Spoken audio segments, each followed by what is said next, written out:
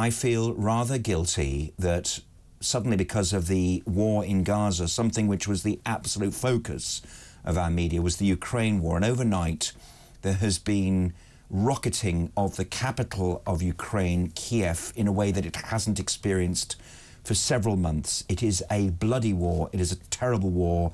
Benedict, it's not good news for Ukraine, this, is it? No, it's not. But to be honest, it hasn't been. Things have not been looking positive for Ukraine for some time. The counter-offensive earlier this year has failed. There's no two ways about that. We should just call a spade a spade. And perhaps I wouldn't go as far as to say that Ukraine has lost, but it can't win back the territory that it's lost without something catastrophic happening in Russia, which lots of people have been sort of hoping about and saying might be on the verge of happening for some time. We had a very slim window when Prigozhin and the Wagner mercenaries decided to march on Moscow. There was a genuine chance that there could have been regime change in Russia, that something could have happened. Beyond that, nothing looks like it's going to happen. And the problem is now, as we sort of bed into the winter, is that Ukraine doesn't actually have the manpower to maintain another counter-offensive. A lot of people, I think it's difficult to comprehend how many people have died, how many fighting-age Ukrainian men have died, also how many have fled, because ultimately why would you stay if the option is being thrown into a meat grinder, which is what it is. And the comparison to make now is the First World War. It's lines of men who, you know, the lines barely change. You win back a couple of 100 metres one day, you lose it the next. And on top of that, you've got, you know, in many ways the warfare is a lot more grim than it was back then, because you've got unmanned drones that can just hover above you, you don't see them, and then your leg is gone the next minute.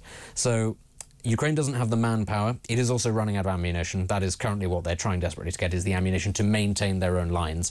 As I say, there was a brief window where it was a possibility, but it didn't materialise. And this is very sad to say, but I don't think Ukraine is going to be taken over by Russia. I don't think that that's on the horizon. But the territory that it has lost as part of Russia's offensive, I suspect, has now gone, or at least great swathes of it have. Now the question is, what happens next? Do you sort of exist in a sort of a permanently frozen state of conflict? Do you come to the table, you do a deal? That's going to be very difficult for the Ukrainians, I think, to swallow. But right now you have to sort of look around and say, well, what are the options? Russia has also suffered massively throughout this conflict, but it has far bigger resources to draw upon in the first place. And it has not exhausted those yet. Everybody's saying, you know, that they're running out of soldiers. They're not.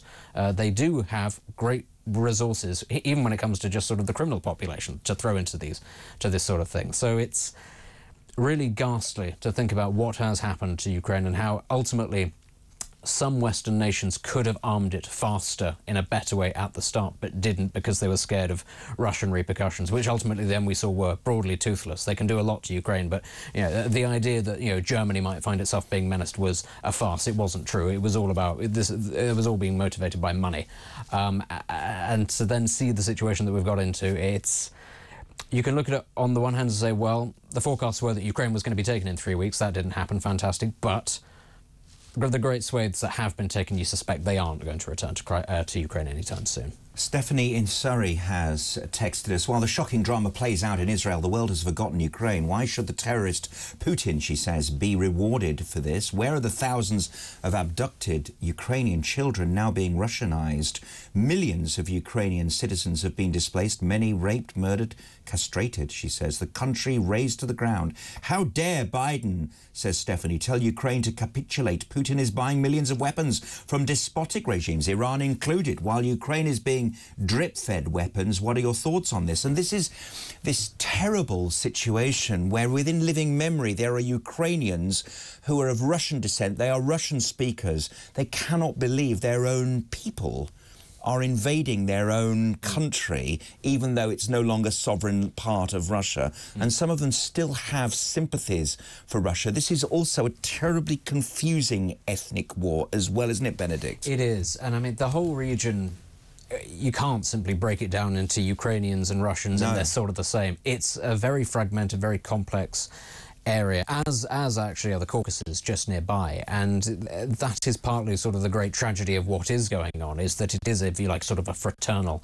conflict, and it could have been avoided. You know, it could have been avoided without Ukraine turning into a sort of a Russian satellite like Belarus has turned into. I think promises were made to the Ukrainians that were not kept, not just by the Russians, also by the West, and promises were made to the West by the West to Russia that were not maintained.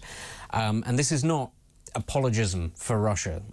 No truck for Russia as a regime at all. It is an imperialistic enterprise. It is a mafia state. It is not a country that anybody should have any sort of aspersions about, illusions about. It is not a place that we can do business with. It is not a place where I would advise any sort of Westerners to go and visit, let alone sort of have any strong ties to. But that is the situation that we find ourselves in. As I say, at the start of this conflict, we had an opportunity to arm Ukraine in a much more comprehensive way, and to Britain's credit, we did. To the credit of some of the neighbouring countries, Poland, the Czech Republic, Slovakia, Lithuania, they did as well, because they understand what Russia represents. The United States was always going to take time because of the nature of US politics, but in particular, I'm afraid, actually, countries like Italy, Germany, France that could have, didn't. And they did so for their own political reasons. And I think that that's disgraceful. Now, Italy has come round to that. Their new right-wing, prime minister, everybody likes to decry here, is fiercely anti-Russian, fiercely anti-Chinese as well. But the damage has been done, really. And so now you've got Ukraine, as we say, fragmented, culturally, I think, in a very distraught place, because so much of its culture is bound up in its history with Russia. And you can't see those sort of scars healing long-term, because there is now going to be the resentment, the long-term resentment against Russia, against even their fellow citizens. That's something else that needs to be remembered within the Donbass, is what Ukrainians, let alone ethnic Russians, what ethnic Ukrainians have done to other ethnic Ukrainians as part of this conflict. It's been dreadful. My question now is that, of course, Crimea has been in the hands of Russia since 2014, and we're talking about Ukraine heading towards a negotiated settlement. It doesn't look like they can win. There'll be just a terrible war of attrition if it continues. Does that give Russia a carte blanche, or at least an emboldenment to start bullying Western Europe from this new position? In other words, Poland, Moldova, the Baltic states, East Germany. Yes, it doesn't have to. As long as Europe wakes up. And we're going to talk about Finland. We're going to talk, well, Finland I have no qualms about. Finland is packing. Finland is tooled up to the hilt and has been for a very long time, because about a third of its territory is still Russian. That's what we like to talk about, how Finland was able to see off the Soviet Union. It didn't. It had to cede a third of its territory. Its second city is in Russia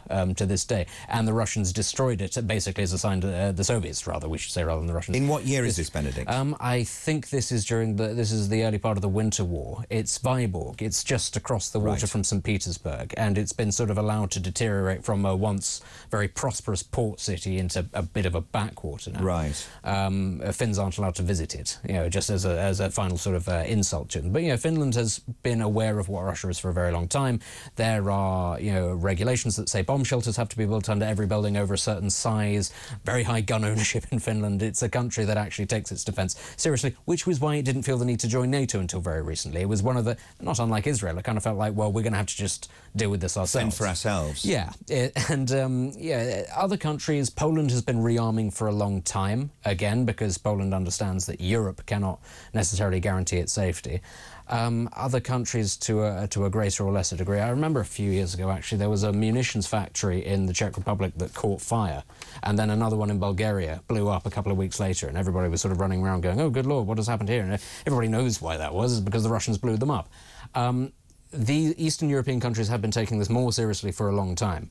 The exception, sadly, being Ukraine, which didn't necessarily take it seriously as it should have done, because it didn't anticipate that Russia would do such a thing. Europe has to take its defence a lot more seriously. Germany, France have to take it a lot more seriously. Britain actually has to take it a lot more seriously. We cannot rely on the US defensive umbrella long term. Donald Trump was very clear about this, that the European side of NATO needed to pull its weight, and he's probably going to be in the White House again in 18 months' time. He's probably going to be the next US president, as things currently stand. And it's a long way off, though, isn't it, Benedict? It is a long way off, but these things move very quickly. I mean, when did Russia invade Ukraine? That war's been going on for a very long time. 620 days. It's these things actually do move very quickly, faster than you imagine. And who's to say then that whoever Donald Trump's successor is doesn't then carry on? Who's to say that that wing of republicanism doesn't, that sort of more isolationist attitude doesn't endure? So you can't guarantee that America will just ride into your aid. Now, also, we can't guarantee that Russia actually has designs on any of these places, as we have seen with the Ukraine war. it will need to undergo some very severe reorganisations of its armed forces if it wants to conduct another invasion of another country like that. You know, it failed dramatically. It should have done a lot better to take the whole country. But still, it's not even just about Russia. It is also about China. And China doesn't have designs on Europe, but it has designs on other countries in its backyard that we have some obligations, because of our role in NATO and allyship to the United States and also to Japan and Korea. We do have a responsibility to these places. And not even for that. If it comes to a war like that, what happens to the supply chains across the world when the world's largest manufacturer suddenly just stops trading with countries like the United States because it's embargoing them? Yes. That's something that, you know, when we talk about a war with Taiwan, we talk about what is the military cost, but we don't think actually about the supply chain issues that will be involved in such a war.